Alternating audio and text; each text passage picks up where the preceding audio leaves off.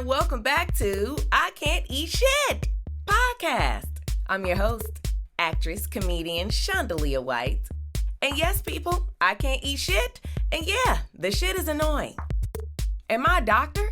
No, of course not. I'm just a woman when you take her out to eat, she can't eat anything on the menu 90% of the time. So if you're like me and you can't eat shit, this podcast is for you. If you're getting a little bit older and your gut is like, I might not be able to eat shit either, this podcast is for you too. And if you're just interested in me and my health and wellness journey, want to be a little bit nosy, come on in, learn something. This podcast is for you too, so stay tuned. I started I Can't Eat Shit podcast because I was secretly ill for many years, and now I'm healed and I'm ready to talk about it. This episode is about the real chronic inflammation. So let's get into it. Inflammation is something we all deal with at some point. And it's our body's natural response to injury, to pain during a fierce workout, aging. When your knees and your back and your neck hurt, yeah. You waking up and just stuff that's messing up, it's pain, yeah. Inflammation, you get it.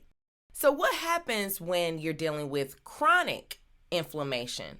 Well, I was dealing with some chronic inflammation for a few years. And of course, like everything else that was going on in my gut, I didn't know. I had no idea it was going on, right?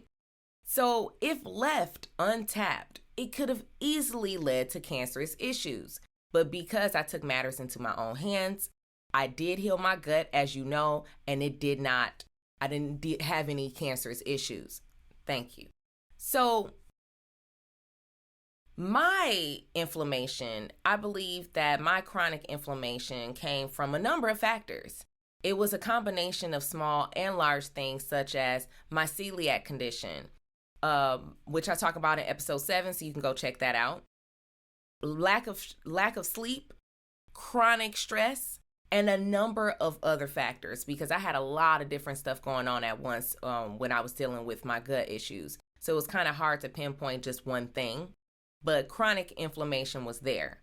Now, if you aren't necessarily dealing with those things that I mentioned I was experiencing, you may be experiencing IBD, irritable bowel disease. Some forms of irritable bowel disease are Crohn's disease, ulcerative colitis.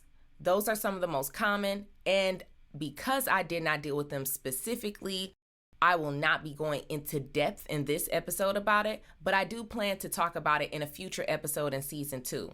So make sure you stay tuned. But I did have family experience it, and I'll tell you right now, if you are experiencing anything like that, look it up and get it checked out right now. It's something you want to jump on right away. So let's talk about inflammation in general. What's acute inflammation versus chronic inflammation? Well, simply put, acute inflammation is temporary and chronic is chronic. It's that simple. But I'm going to still give you some broken down definitions along with some signs and symptoms that you might be experiencing. So, acute inflammation is your body's natural response to injury, illness, and things that's not supposed to be there. This type of stuff comes on sudden and temporary. And some of those signs include flushed skin, pain, tenderness, swelling, and heat. Now, chronic inflammation is a little bit different because it's your body fighting and attacking itself with inflammatory cells like it's not supposed to be there. Like something's there that's not supposed to be there, but it ain't nothing there. It may not even be anything there. It's just like fighting you, right? And it won't leave. And if this continues, it's basically not protecting you anymore. It is hurting you. This type of stuff can go on for months to years. And some of those signs and symptoms are joint pain, stiffness, abdominal pain, fatigue, insomnia, fever, depression, mood disorders, acid reflux, diarrhea, constipation, diarrhea, again, and frequent infections and more, and lots more. One of the reasons I want to talk about chronic inflammation pertaining to the gut today is because it's something that can lead to disease. And if you are not your body doesn't have that ability to fight off at the core what is causing that inflammation, it will lead to damage to healthy tissues, cells, and organs.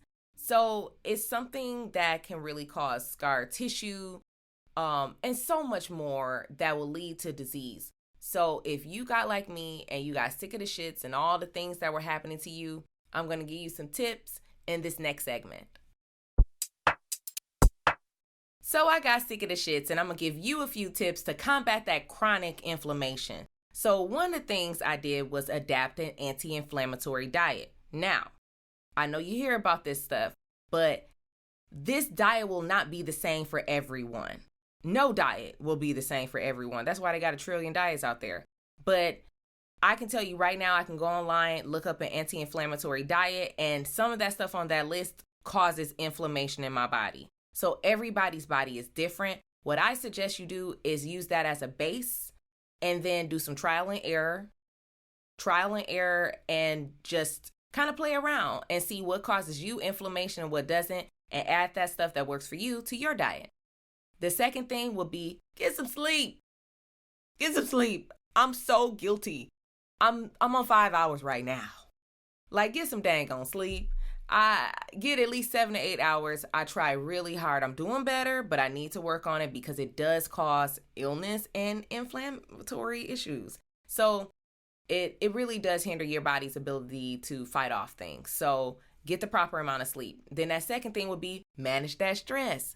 You already know. Your girl be under chronic stress. I have been in the process of lowering that stress because I've had pretty much every doctor I've gone to within the last 8 years tell me, if you need someone to tell you, I'm telling you right now, you're literally killing yourself. Yeah.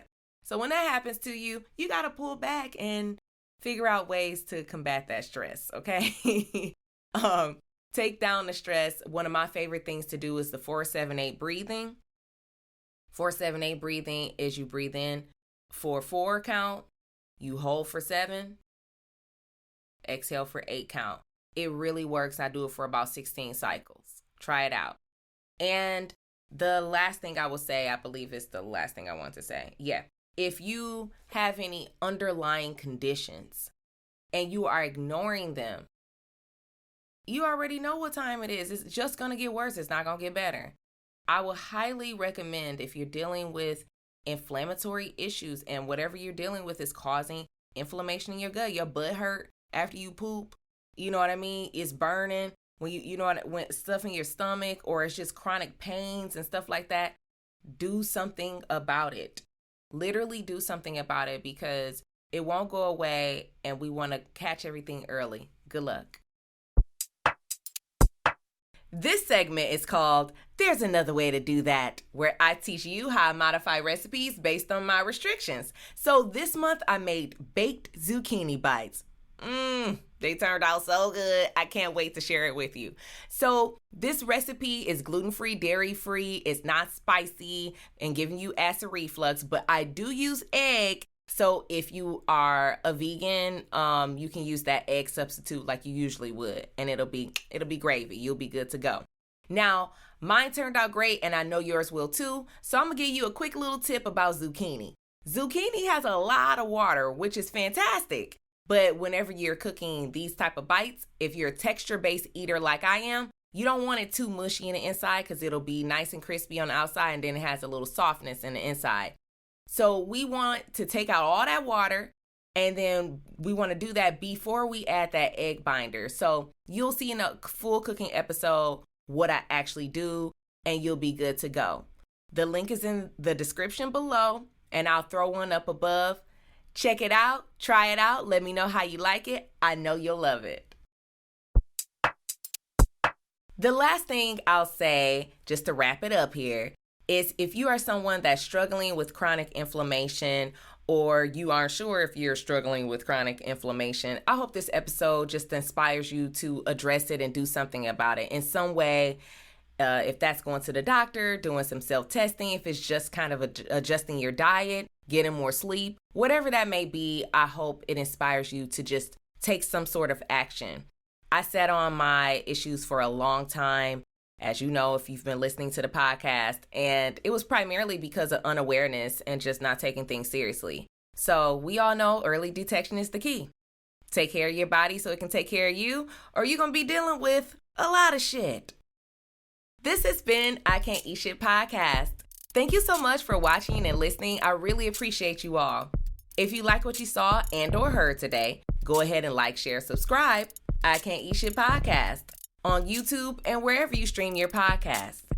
If you are watching me, you can check me out on YouTube and I'll give you some bonus material, which is, there's another way to do that, which is my cooking segment where I teach you how to modify recipes based on my restrictions. You can even modify from there, but there's some great recipes, so check them out. And also, if you have any questions or you want me to do a video about something, go ahead and leave me a comment. Let me know, and I'll do my best to either do a video or just address it in the comment section. And also, you can check out I Can't Eat Shit Podcast on Instagram or check me out at Shondalia White. Thank you so much. I'll see you next time. I Can't Eat Shit! I Can't Eat Shit Podcast is not a replacement for a medical professional. If you need help, seek out a trained medical professional, nutritionist, or therapist to help you with your specific needs.